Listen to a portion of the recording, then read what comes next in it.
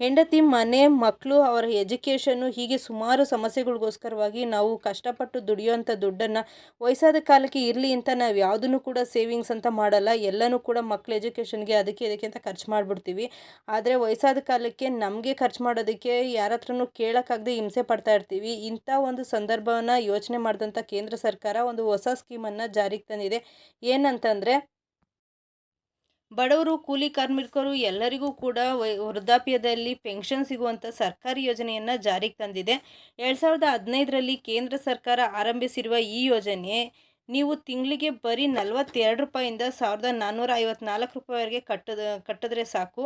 60 ವರ್ಷ ಆದಮೇಲೆ ತಿಂಗಳಿಗೆ ನಿಮಗೆ ಕಡಿಮೆ ಅಂದರೂ ಕೂಡ 1,000ದಿಂದ 5,000ವರೆಗೂ ಪೆನ್ಷನ್ ಅನ್ನೋದು ಪಡ್ಕೋಬಹುದು.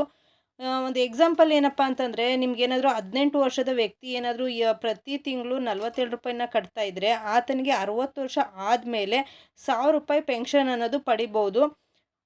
ಪ್ರತಿ ತಿಂಗಳು ನೀವೇನಾದರೂ 2,000 ಪೆನ್ಷನ್ ಬೇಕು ನಿಮಗೆ ವಯಸ್ಸಾದ ಕಾಲಕ್ಕೆ 60 ವರ್ಷ ಆದಮೇಲೆ ಅಂತ ಅನ್ನೋದಾದರೆ, ನೀವು ₹84 ಪ್ರತಿ ತಿಂಗಳು ಕಟ್ಟಬೇಕಾಗತ್ತೆ.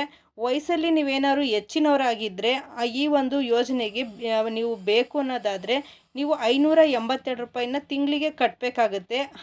ಹಾಗೆ ನೀವೇನಾದರೂ ನೀವು 18 ವರ್ಷದವ್ರು ಏನಾದರೂ ಆಗಿದ್ದರೆ ನಿಮಗೆ ಪ್ರತಿ ತಿಂಗಳು ನಿಮಗೆ ರಿಟೈರ್ಡ್ ಆದಮೇಲೆ ಅಂದರೆ 60 ವರ್ಷ ಆದಮೇಲೆ 5,000 ಏನಾದರೂ ನಿಮಗೆ ಪೆನ್ಷನ್ ಬೇಕು ಅನ್ನೋದಾದರೆ ನೀವು ಇವಾಗಿಂದನೇ ನೀವು ಪ್ರತಿ ತಿಂಗಳು ₹210 ಕಟ್ಟಬೇಕಾಗತ್ತೆ. ನೀವೇನಾದರೂ 40 ವರ್ಷ ಮೇಲೇನಾದರೂ ಆಗಿದ್ದರೆ ನೀವು ₹1,454 ಕಟ್ಟಬೇಕಾಗತ್ತೆ ಪ್ರತಿ ತಿಂಗಳು.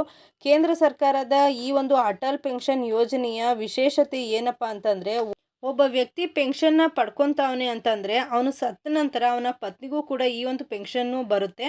ಅವರ ನಂತರ ಅವರ ನಾಮಿನಿ ಯಾರನ್ನ ಮಾಡಿರ್ತಾರೋ ಅಂಥವ್ರಿಗೂ ಕೂಡ ಲಕ್ಷಾಂತರ ರೂಪಾಯಿ ಕೂಡ ಸಿಗುತ್ತೆ ಅಂತ ತಿಳಿಸಿದ್ದಾರೆ.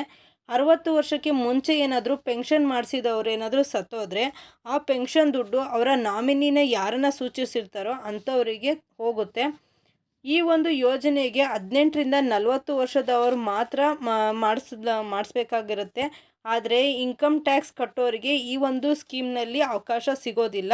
ಇದನ್ನು ಮಾಡಿಸೋದು ಹೇಗೆ ಅಂತ ಅಂದರೆ, ಪೋಸ್ಟ್ ಆಫೀಸು ಅಥವಾ ನಿಮ್ಮ ಬ್ಯಾಂಕ್ ಹತ್ರ ಇರೋವಂಥ ನಿಮ್ಮ ಬ್ಯಾಂಕ್ ಅಕೌಂಟ್ ಇರೋವಂಥವ್ರಾಗ್ಬೋದು, ಅಥವಾ ಬ್ಯಾಂಕ್ ನೀವು ಎಲ್ಲಿ ಮಾಡಿಸ್ಬೇಕು ಅಂದ್ಕೊತೀರೋ ಆ ಬ್ಯಾಂಕಲ್ಲಿ ನೀವು ಹೋಗಿ ವಿಚಾರಿಸಿದ್ರೆ ಸಾಕು. ಅವರು ಕೊಡುವಂಥ ಒಂದು ಫಾರಮ್ ಏನಿರುತ್ತೆ ಅದಕ್ಕೆ ಫಿಲ್ ಮಾಡಿ ಕೊಟ್ಟರೆ ನಿಮ್ಮ ಬ್ಯಾಂಕಲ್ಲಿ ಆಟೋಮೆಟಿಕ್ಕಾಗಿ ಈ ಒಂದು ಸ್ಕೀಮು ಜನ್ರೇಟ್ ಆಗುತ್ತೆ. ನೀವು ಬ್ಯಾಂಕಲ್ಲಿ ಮಿನಿಮಮ್ ಬ್ಯಾಲೆನ್ಸ್ನ ಮೇಂಟೈನ್ ಮಾಡಿದ್ರೆ ಸಾಕು, ಪ್ರತಿ ತಿಂಗಳು ಈ ಒಂದು ದುಡ್ಡು ಕಟ್ಟಾಗ್ತಾ ಹೋಗುತ್ತೆ ನಿಮಗೆ 60 ವರ್ಷ ಆಗೋವರೆಗೂ. ಈ ಒಂದು ಸ್ಕೀಮ್ನ ಭಾರತದಲ್ಲಿ 2015ನೇ ಇಸ್ವಿನಲ್ಲೇ ಜಾರಿಗೆ ಬಂದಿದೆ. ಆದರೂ ಕೂಡ ಎಷ್ಟೋ ಜನಕ್ಕೆ ಇದ್ರ ಬಗ್ಗೆ ಗೊತ್ತಿಲ್ಲ. ಹಾಗೆ ಸುಮಾರು ಅಂದರೆ ಲಕ್ಷಾಂತರ ಜನ, ಕೋಟ್ಯಾಂತರ ಜನನೇ ಮಾಡಿಸಿದ್ದಾರೆ ಅಂತ ತಿಳಿಸಿದ್ದಾರೆ. ಹಾಗೇನಾದರೂ ನಿಮ್ಗೇನಾದರೂ ಈ ಒಂದು ಸ್ಕೀಮ್ ಬಗ್ಗೆ ಗೊತ್ತಿಲ್ಲ ಅಂತಂದರೆ ದಯವಿಟ್ಟು ನಿಮ್ಮ ಬ್ಯಾಂಕ್ ಅಥವಾ ಪೋಸ್ಟ್ ಆಫೀಸ್ಗೆ ಹತ್ರದಲ್ಲಿರೋಂಥ ಕಡೆ ಹೋಗಿ ವಿಚಾರಿಸಿ ಈ ಒಂದು ಫಾರಮ್ಮ ಫಿಲ್ ಮಾಡಿಕೊಟ್ರೆ ಸಾಕು, ಈ ಒಂದು ಅಕೌಂಟ್ ನಿಮಗೆ ಓಪನ್ ಆಗುತ್ತೆ. ಅಷ್ಟೇ ಅಲ್ಲ, ನೀವು ನಿಮಗೆ ಅಂತ ಏನು ನೀವು ಉಳಿಸ್ದೇ ಇದ್ದರೂ ಕೂಡ ನಿಮಗೆ ಸರ್ಕಾರದಿಂದ ನೀವು ಗೊತ್ತಿಲ್ಲದೇ ಪ್ರತಿ ತಿಂಗಳು ಕಟ್ಟಾಗ್ತಾ ಹೋಗುತ್ತಾ ಇರುತ್ತೆ. ಸರ್ಕಾರದಿಂದ ಕೊನೆಗೆ ನಿಮಗೆ 60 ವರ್ಷ ಆದಮೇಲೆ ಈ ಒಂದು ಪೆನ್ಷನ್ ದುಡ್ಡು ಬರೋದ್ರಿಂದ ಒಂದು ರಿಲ್ಯಾಕ್ಸ್ ಅನ್ನೋದು ಆಗುತ್ತೆ. ನೀವು ವಯಸ್ಸಾದ ಕಾಲದಲ್ಲಿ ಯಾರ ಹತ್ರನೂ ಕೂಡ ಕಷ್ಟಕ್ಕೆ ಅಂತ ದುಡ್ಡು ಕೇಳೋ ಅವಶ್ಯಕತೆಯೂ ಇರೋದಿಲ್ಲ.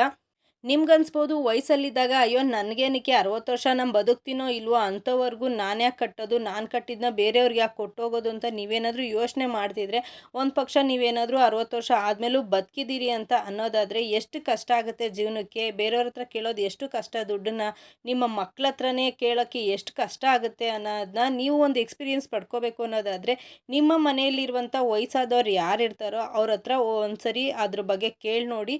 ಈಗ ಆಲ್ರೆಡಿ ಕೇಂದ್ರ ಸರ್ಕಾರ ವಯಸ್ಸಾದವ್ರಿಗೆ ಅಂತೇಳಿ 1,000 1,500 ದುಡ್ಡನ್ನ ಕೊಡ್ತಾ ಇದೆ. ಇದರಿಂದಾಗಿ ಅಂದರೆ ವಯಸ್ಸಾಗಿರೋ ಓಲ್ಡ್ ಏಜ್ ಪೆನ್ಷನ್ ಅಂತ ಕೊಡ್ತಾ ಇರೋದ್ರಿಂದ ಎಷ್ಟೋ ಜನಕ್ಕೆ ಅನುಕೂಲ ಆಗಿದೆ. ಸೊ ಅಂಥವ್ರನ್ನ ಕೇಳಿದಾಗ ಅವರ ಒಂದು ಅನುಭವ ಎಕ್ಸ್ಪೀರಿಯೆನ್ಸ್ ಹೇಗಿರುತ್ತೆ ಅನ್ನೋದು ನಿಮ್ಮ ವಯಸ್ಸಲ್ಲಿ ಇರೋವಂಥವ್ರಿಗೂ ಕೂಡ ಗೊತ್ತಾಗುತ್ತೆ. ಸೊ ಈ ಒಂದು ವಿಡಿಯೋದ ಬಗ್ಗೆ ನಿಮ್ಗೆ ಏನು ಅನ್ನಿಸ್ತು ಅನ್ನೋದನ್ನ ದಯವಿಟ್ಟು ಕಮೆಂಟ್ ಸೆಕ್ಷನಲ್ಲಿ ಹಾಕೋದನ್ನ ಮರಿಬೇಡಿ. ಹಾಗೆ ಈ ಒಂದು ಸ್ಕೀಮ್ನ ನೀವೇನಾದರೂ ಮಾಡಿಸಿಲ್ಲ ಅಂದರೆ ದಯವಿಟ್ಟು ಹೋಗಿ ಮಾಡಿಸಿ ಅಂತ ಹೇಳೋಕ್ಕೆ ಇಷ್ಟಪಡ್ತೀನಿ. Thank you.